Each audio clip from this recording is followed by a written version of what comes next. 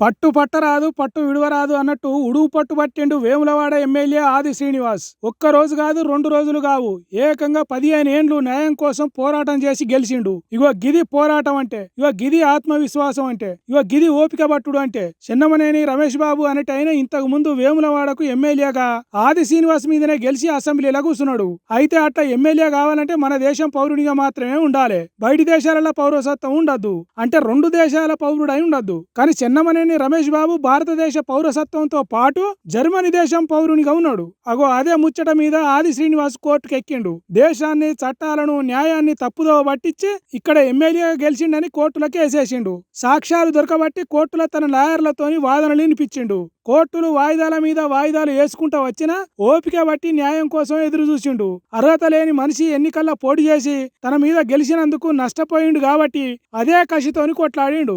Centre సర్కారు రమేష్ బాబుకు ఉన్న ఈ దేశ పౌరసత్వాన్ని రద్దు చేసేటట్టు చేసిండు. అంత పోరాటం చేసిండు కాబట్టే హైకోర్టు ఆది శ్రీనివాస్ కు న్యాయం చేసింది.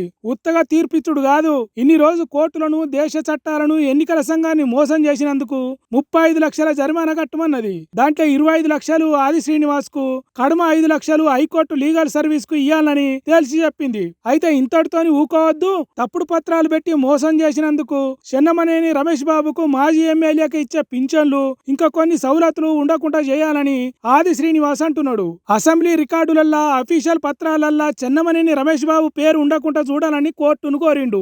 ఆది శ్రీనివాస్ చేసిన పోరాటం చూసి రా ఎట్లున్నదో. కాబట్టి న్యాయం మన దిక్కే ఉన్నదనే నమ్మకం ఉంటే అస్సలు పట్టు ఇడవద్దు. అప్పుడు ఖచ్చితంగా కొంత ఆలస్యమైన గెలుపు మనదే అవుతుంది.